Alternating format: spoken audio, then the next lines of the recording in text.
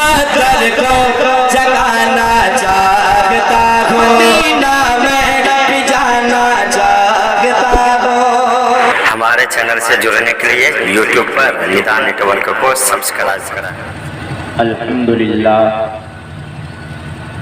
الحمدللہ الذی ابدع الافلاک والارضین والصلاة والسلام علی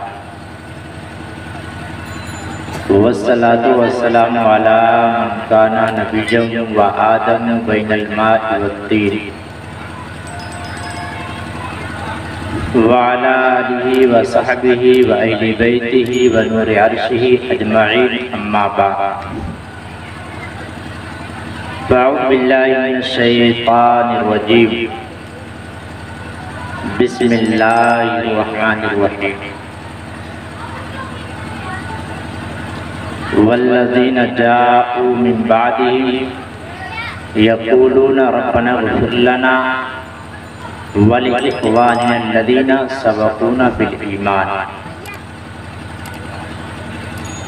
آمنت باللہ صدق اللہ العظیم وصدق رسوله النبی الامین المتین المبین المعین الکریم،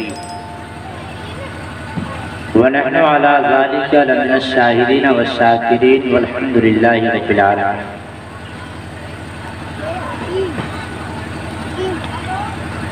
جو لوگ ادھر ادھر ٹہل رہے ہیں ان سے میں ریکویسٹ کرتا ہوں کہ وہ لوگ جلد سے جلد اس پاک محفل میں تشریف لانے کی سعادت کریں اور یہاں پر بیٹھ کر زیادہ سے زیادہ دینی بیانات کو سماعت کریں تاکہ آپ کے نامہ اعمال میں اور آپ کے علم میں اضافہ ہو، کیونکہ یہ وہ محفل ہے جس کے متعلق شاعر کہتا ہے کہ جہاں ذکر حبیب ہوتا ہے خود خدا بھی قریب ہوتا ہے، جہاں ذکر حبیب ہوتا ہے خود خدا بھی قریب ہوتا ہے۔ ان کی محفلوں میں بیٹھنے والا آدمی بڑا ہی خوش نصیب ہوتا ہے، ان کی محفلوں میں بیٹھنے والا آدمی بڑا ہی خوش نصیب ہوتا ہے۔ تو اس لیے جو لوگ ادھر ادھر ٹہل کر اپنے وقت کو ضائع کر رہے ہیں ان سے گزارش ہے، بار بار میں اعلان نہیں کروں گا کہ وقت کی قلت دامنگیر ہے، تو اس لیے جلد سے جلد وہ اس محفل میں تشریف لائیں۔ آئیے ہم اور آپ مل کر اپنی اور ساری کائنات کے مرکز عقیدت گنبد خضرا میں آرام فرمانے والے آقا و مولا جناب احمد مجتبی محمد مصطفیٰ صلی اللہ تعالیٰ علیہ وسلم کی بارگاہ میں درود پاک پڑھیں۔ اللہم صلی علی سیدنا و شفیعنا حبیبنا مولانا محمد بارک وسلم، صلو علیہ الصلاۃ والسلام علیک یا رسول اللہ صلی اللہ تعالیٰ علیہ وسلم۔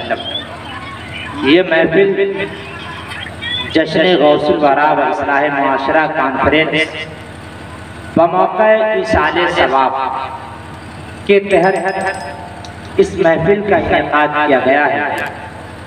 پہلے میں ایصال ثواب پر روشنی ڈال دوں، پھر جشن غوث الورا کے متعلق اگر وقت ملے تب تھوڑی سی بات اس پر بھی رکھ کر کے آپ کے سامنے سے رخصت کر جاؤں گا۔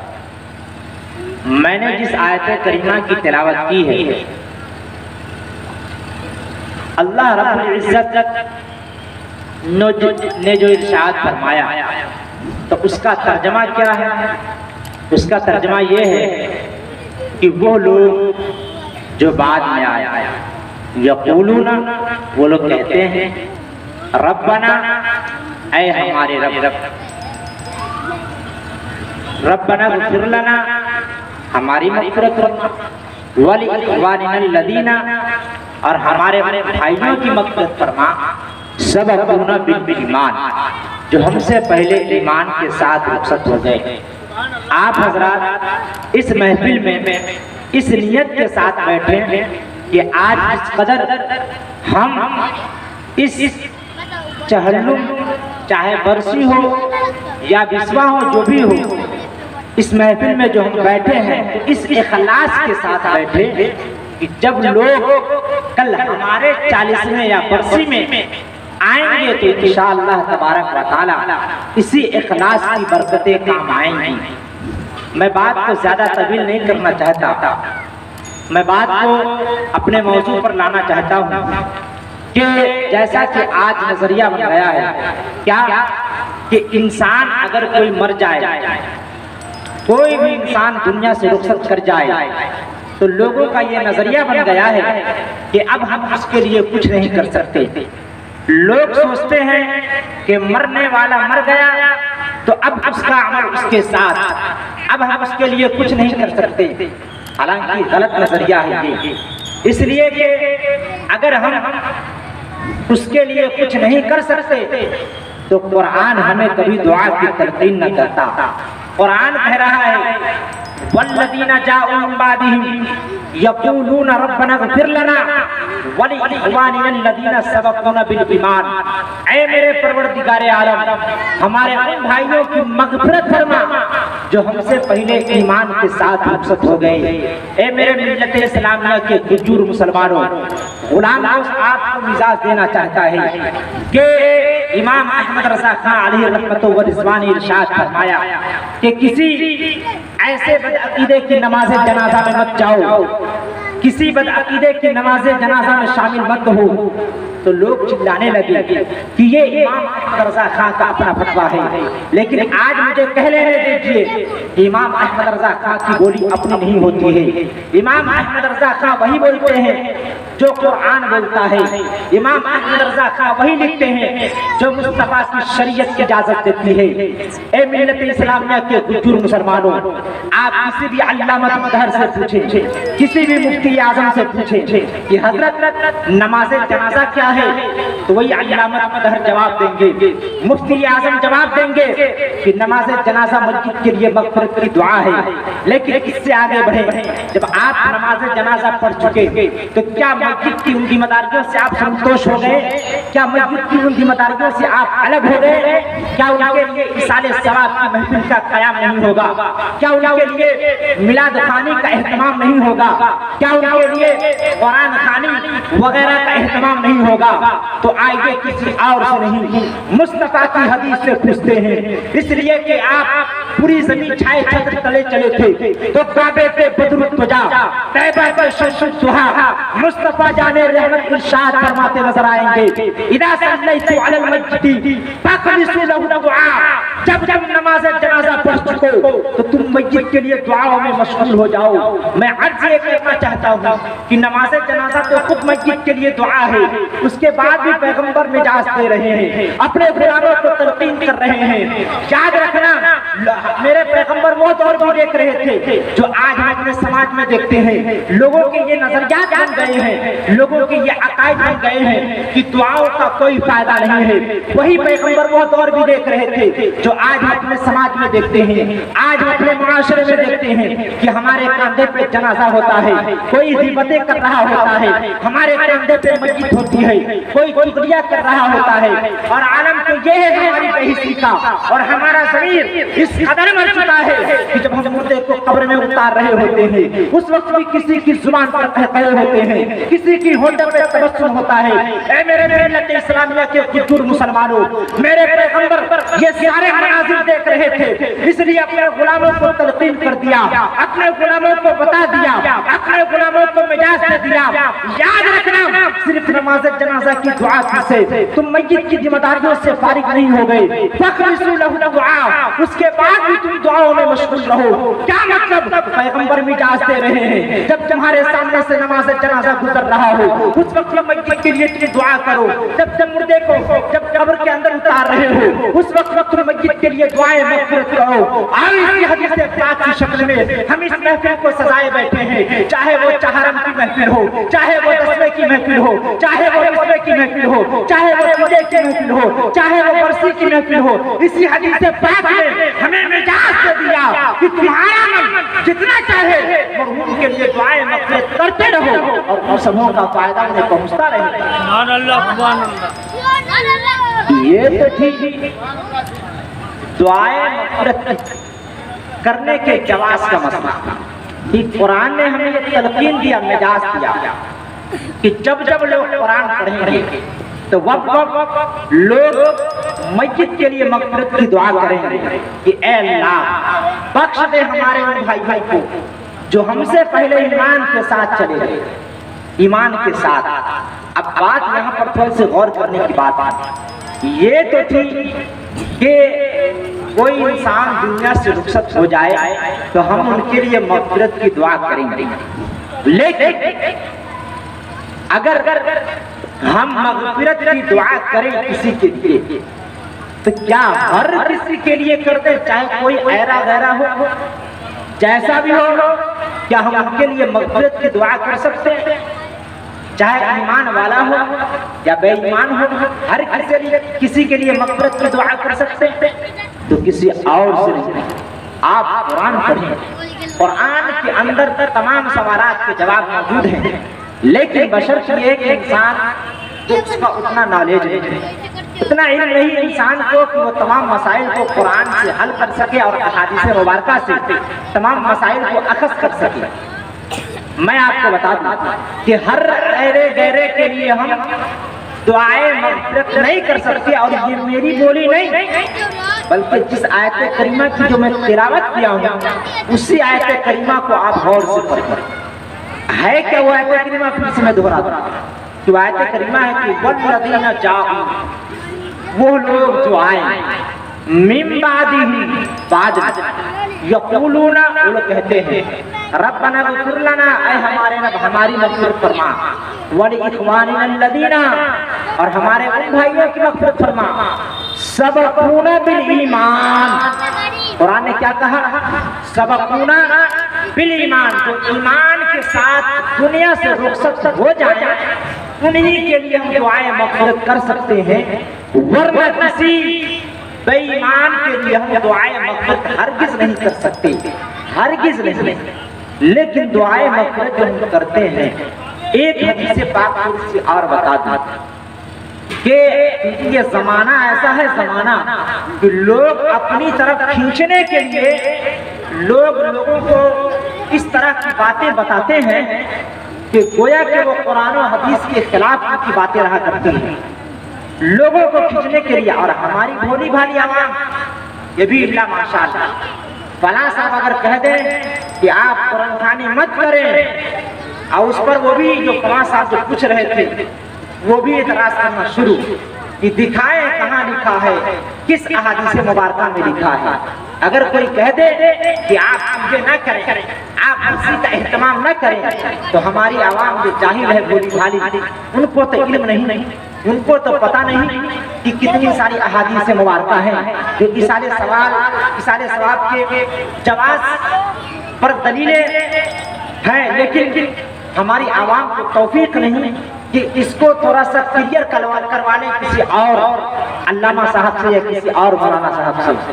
لیکن میں آپ کو بتا دوں کہ کبھی بھی اگر آپ کو کوئی شخص یہ کہے, کبھی بھی یاد رکھیں کہ میں ایسی بات نہیں کر رہا جس سے آپ کے دل کو میں مجروح کر دوں. میں آپ کو بات اس لیے, اگر میری بات اگر غلط ہے تو آپ میری گرفت کریں, ایسی بات نہیں. لیکن پہلے بات کو غور سے سنیں کہ اگر آپ سے کوئی کہتے ہیں کہ آپ قرآن خوانی یا فاتحہ خوانی اس کا اہتمام نہ کریں, تو آپ پہلا سوال اس میں یہ کریں کہ قرآن خوانی کے اندر ہوتا کیا ہے.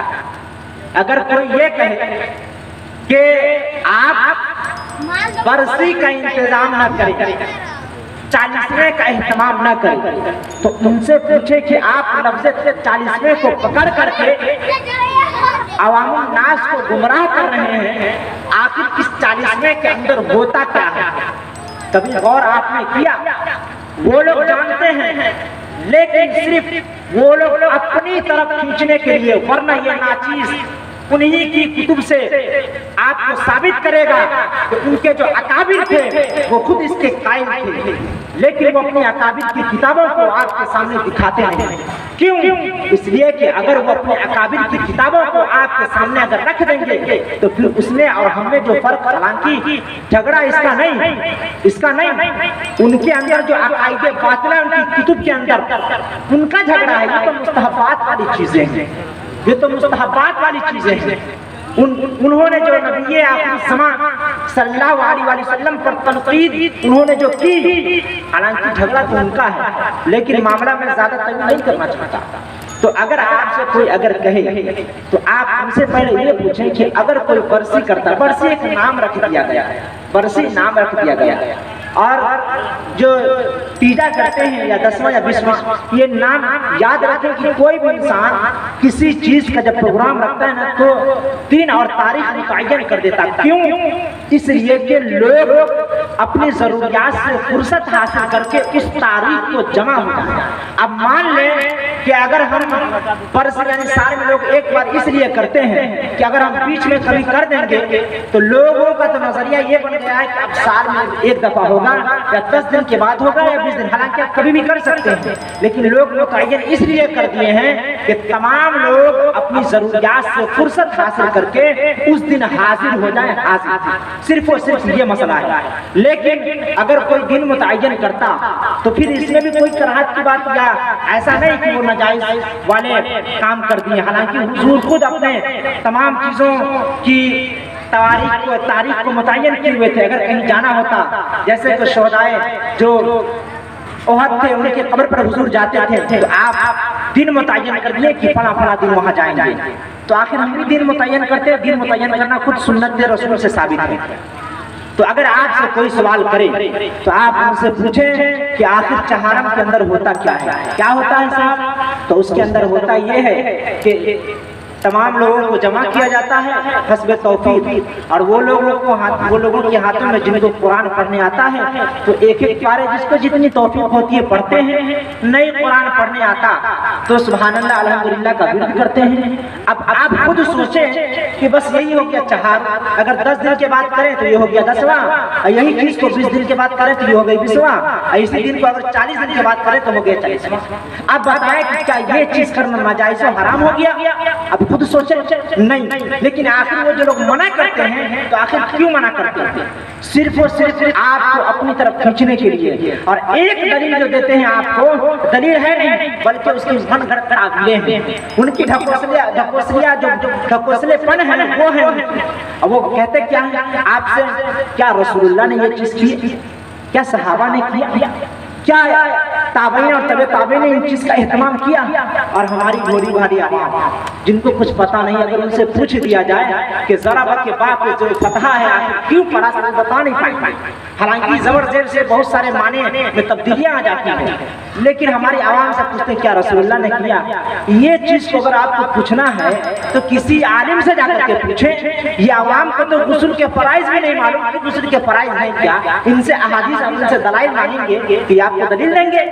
وہ لوگ جو تنقید، وہ لوگ جو سوال کرتے ہیں عوام سے جو دلیل مانگتے ہیں تو ایک تو بے وقوف احمق انسان ہوتے ہیں وہ لوگ کہ وہ عوام الناس کو جا کر کے گمراہ کرتے ہیں. بات اگر کرنی ہو تو عالم کے پاس جا کر کے بات کریں، عوام الناس کو گمراہ نہ کریں. تو آپ سے جو سوال کرتے ہیں کہ کیا رسول اللہ نے کیا، کیا صحابہ نے کیا، تو ہماری عوام سوچتے ہیں کہ مولانا صاحب تو بتائے رہتے ہیں تو ذہن سے بات نکل جاتی ہے. اگر نہیں بھی بتائے رہتے ہیں تو سوچتے ہیں کیا کہ ان کو پتہ نہیں کیے کہ نہیں. اب وہ بھی بھولی بھالی عوام اب یہاں سے اپنے جماعت کو ترک کرتی ہے اور کر کے پھر اس کی جماعت میں داخل ہو جاتی ہے، اب اس کے مرید بن جاتے ہیں. لیکن یاد رکھیں جو لوگ، کیونکہ انسان جو ابھی بدلنے کا جو گرگٹ والا معاملہ ہے نا، جو روپ بدلتے ہیں، جب دجال آئے گا اس وقت بھی لوگ بدلیں گے. حق پر ہوگا کون؟ وہی لوگ حق پر ہوں گے، وہی لوگ جو اپنے باپ داداؤں کے دین پر، ان کے باپ دادا کس دین پر تھے؟ دین اسلام پر، دین اسلام پر تھے. تو وہ جو اپنے باپ دادا کے دین پر مضبوطی سے جو تھامے رہیں گے، جو لوگ ان کے دامن کو مضبوطی سے پکڑے رہیں گے، وہی لوگ دجال کے فتنے سے بچ پائیں گے. ورنہ اس وقت بھی لوگ گرگٹ کی طرح اپنے رنگوں کو بدلیں گے. تو اس لیے ابھی بدلنا چھوڑ دیں، ورنہ یہی حالت نہیں نا. تو کہتے ہیں نا کما تدین و تدان، جیسا کرو گے ویسا پاؤ گے. آپ بدلو گے تو آپ کی اولادیں بھی بدلیں گی. تو یہ جو درنگی کہتے ہیں نا، درنگی چھوڑ دے ایک رنگی ہو جا، सरासर मोम हो जाए या संग या सख्त हो जाए, तो वही मामला है। आप से अगर कोई सवाल अगर करते हैं तो आप उनसे ये कहें, पहला सबसे ये कहें कि आप ये चीज हमसे ना पूछें, किसी आलिम से पूछें। अगर आपको अगर उस पर डाउट है तो आप उसको पकड़ करके आप भी शामिल हो जाएं उसके साथ, और किसी आलिम के पास ले जाकर के इन तमाम मसाइल का हल करवा लें। लेकिन आप ऐसा नहीं कुछ कह दिए तो आप सुन करके उसकी तरफ हो जाए। थोड़ा मैं इसको क्लियर कर दूं। तो आपसे जो कहते हैं क्या रसूलुल्लाह ने किया, तो आपसे ये बात करके तो गुमराह तो कर दिया। अब मैं भी सवाल करता हूँ आपसे, क्या नबी ने कभी मस्जिद में सवाब की नियत से पंखा लगवाया? कभी लगवाया? कभी नहीं। क्या नबी ने सवाब की नियत से मस्जिद में 4 बोरा सीमेंट दिए? हरगिज़ नहीं। मैं भी सवाल करता हूँ, क्या सहाबा और ताबईन ने मस्जिद में एक गिट्टी गिरवाए? कभी गिरवाए? अगर गिरवाए तो मुझे सबूत दो। नहीं। तो आखिर सवाब की नियत से करते हैं कि नहीं? आखिर ये दिन है कि नहीं? सवाब, जिस चीज पर सवाब मिले आखिर दिन ही हुआ ना। तो नबी ने ये तमाम चीजें नहीं की, लेकिन हम करते हैं। क्यों? तो इसी को हम कहते हैं बिदअते हसना। क्यों? वो लोग कहते हैं कि जिस चीज का सबूत कुरान और हदीस में नहीं। ये कौन लोग? पड़ोसन लोग कहते हैं कि जिस चीज का सबूत कुरान और हदीस में नहीं तो वो तमाम चीजें बिदअते सज्जिया है, और कहते हैं कुल्लु बिदअतिन ज़लाला व ज़लालतुन फिन्नार। हर बिदअत गुमराही है और हर गुमराही जहन्नम में ले जाने वाली है। अगर हर बिदअत गुमराही होती तो हजरत उमर फारूक क्यों कहे कि निअमल बिदअत हाज़िही, ये कितनी अच्छी बिदअत है। ये हजरत उमर फारूक ने क्यों कहा तरावी की नमाज को इजाद करके? हालांकि आज जो हम तरावी की नमाज जो पढ़ते हैं बाजमात, जिस तरीके से अभी जो अदा करते हैं रमजान में, नबी के दौर में ये नहीं, तरावी की नमाज इस तरह नहीं होती थी। आखिर अदा करते हैं कि ये चीजें आपको नहीं बताएंगे, आपको कहेंगे तमाम चीजें बिदअत हैं और उसके बाद सब जहन्नम में चले जाएंगे। अगर आपका अगर ये कौल है कि हर बिदअत गुमराही है और हर गुमराही जहन्नम में ले जाने वाली है, तो फिर आपके फतवे से हजरत उमर फारूक नहीं बचेंगे। क्यों? क्योंकि आप तो कहते हैं कि हर बिदअत गुमराही है, बुरी है, लेकिन हजरत उमर फारूक तो कहते हैं नेमल बिदअत हाज़ी, ये अच्छी बिदअत है।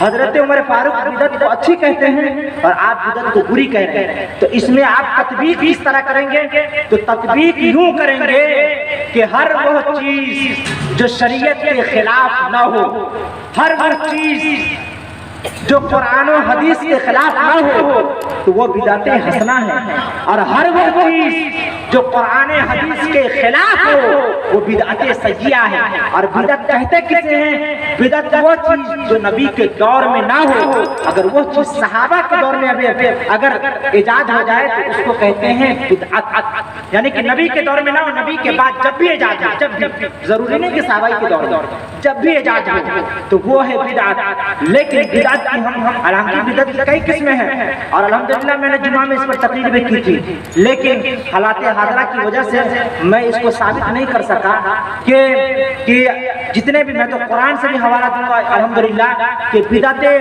हसना जो है अल्लाह तबारक व तआला ने उन पर भी, जो हजरत ईसा अलैहिस्सलाम की कौम की, अल्लाह तबारक व तआला ने उन पर उनको हुक्म नहीं दिया कि तुम दुनिया को तर्क करके तुम दिनों रात गार में जाओ और वहां पर जाकर खुदा को याद करो। लेकिन ईसा अलैहिस्सलाम की कौम ने, हालांकि 27वां पारा और आयत नंबर 27 में है कि उनकी कौम ने जा करके दुनिया को तर्क कर, और तर्क करने के बाद वो लोग एक गार में गए, जंगलात में गए, और वहां जाकर के वो लोग फिर खुदा की इबादत में लग गए और अल्लाह तबारक व तआला ने उनको अज्र दिया। हालांकि इसका सबूत अल्लाह तबारक व तआला ने हुक्म भी उनको नहीं दिया था, ईसा अलैहिस्सलाम को भी हुक्म नहीं दिया कि तुम अपनी कौम को ये कहो कि वो दुनिया को तर्क करके और दिनों रात खुदा की इबादत में लगे रहेंगे। ईसा अलैहिस्सलाम भी हुक्म नहीं दिया। आप उठा करके पढ़ ले 27वां पारा आयत नंबर 27 उठा करके देख ले। लेकिन बात ज्यादा तवील हो जाएगी, मोटी मोटी बात बता दूंगा।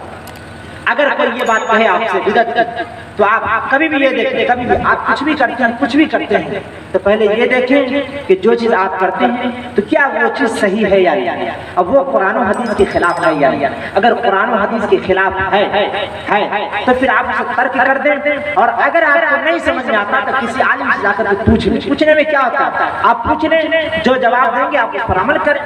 बहुत सारी बात ऐसी होती है कि हम खुद ही उसी बाइकाट करते हैं और वही चीज दूसरा कहता है तो लोग कहते हैं अच्छा ऐसी बात है, हमारी आवाम उस पर अमल करती है, बाइकाट हम भी करते हैं, लेकिन अमल सिर्फ आवाम करती है, अब वो भी बाइकाट करती है। अब आवाम को जब वो कहते हैं तो हमारी आवाम सोचती है कि वो अच्छा ऐसी बात है, अब हमारी आवाम भी उसकी तरफ हो जाती है, हालांकि इसकी बाइकाट को हम भी करते हैं।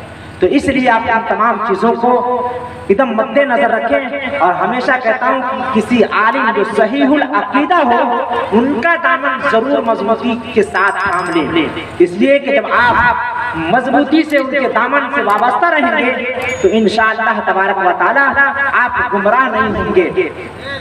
सिर्फ दो बातें और अर्ज कर दूं, और दो बातें अर्ज करने के बाद मैं आपके सामने से रुखसत हो जाऊं।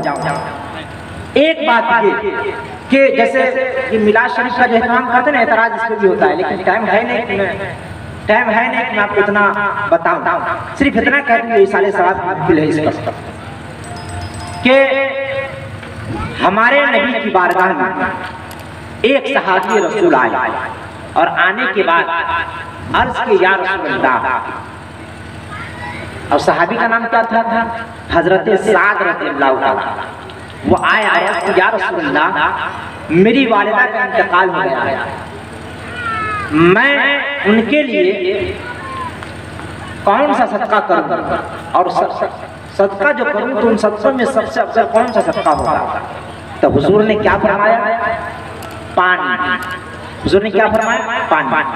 फिर एक रिवायत में ये है कि एक सहाबी आए तो उन्होंने अपनी वालिदैन के नाम पर एक बाग सदका, और एक का जिक्र है वो हजरत उम्मे साद का, कि उन्होंने कुआं खुदवाया।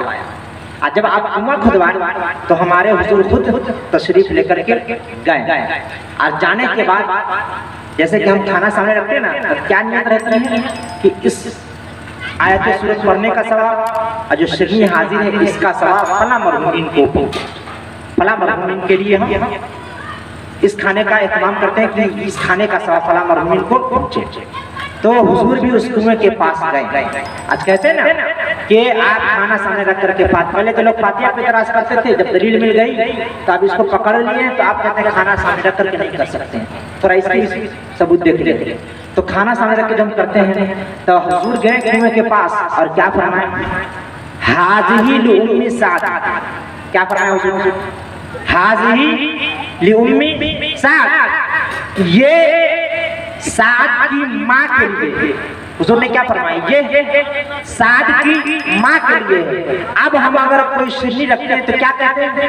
ये चीज का सवाब, ये जो कुआं जो खुदवाया था जो सहाबी साद रज़ियल्लाहु ताला, वो कुआं उनके पास नहीं, वो पानी जो लोग पी रहे थे उनका सवाब, जो खाना सामने रखते हैं जो लोग खाते हैं तो उनका सवाब उनको पहुंचता है। तो उसी तरीके से हुजूर ने जो कहा था ये इसका सवाब, पानी पीने का सवाब, कुआं से लोग जो फायदा उठाएंगे इसका सवाब उम्मे साद यानी साद की जो माँ है उनको पहुंचेगा। उसी तरीके से हम भी कहते हैं कि जो खाना सामने हाजिर है इसका सवाब फला मरहूमीन को पहुंचेगा। समझ गए? ये है कौन सी किताब? बुखारी की किताब नहीं, लेकिन आप अगर पढ़ेंगे समझ कर सिर्फ लास्ट बात एक और अर्ज करके सिर्फ 2 मिनट के अंदर अपनी बात को इख्तिताम कर दूं कि हुजूर इरशाद फरमाते हैं, क्या फरमाते हैं कि बरोज़े महशर एक शख्स के अमल को तौला जाएगा और उसके नामे आमाल का पल्ला वजनी नजर आएगा।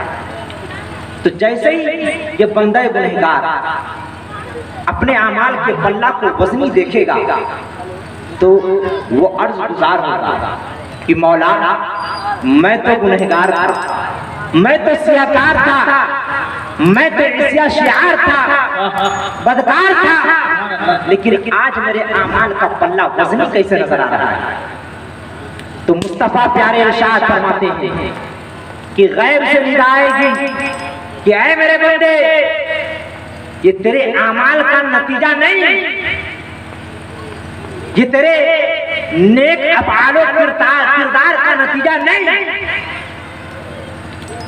हुजूर इरशाद फरमाते हैं कि गैब से निदा आएगी कि तूने अपने पीछे ऐसे अफराद को छोड़ा था जो तेरे रुखसत होने के बाद तेरे लिए उन्होंने इसाले सवाब की महफिल का कयाम किया। तो आज उन्हीं की दुआओं का ये नतीजा है کہ آج تیرے اعمال کا پلہ وزن نظر آ رہا ہے، تو اس لیے مجھے کہنا پڑتا ہے کہ یقیناً روح ان کی ہوگی جنت کے بہاروں میں کہ جن کی یاد میں میلاد اور قرآن خوانی ہے، کہ جن کی یاد میں میلاد اور قرآن خوانی ہے۔ تو اس کا یہ ہرگز مت لے کہ ہم دنیا سے رخصت ہو جائیں گے تو ہماری اولاد ہمارے لیے ایصال ثواب کریں گی اور ہم نماز پڑھیں یا نہ پڑھیں۔ آپ اس کا بھی اہتمام کریں، نماز کا، بالخصوص نماز کا اہتمام کریں، اس لیے کہ جو نماز کا عادی نہیں وہ سچا مومن ہو بھی نہیں سکتا۔ کیوں؟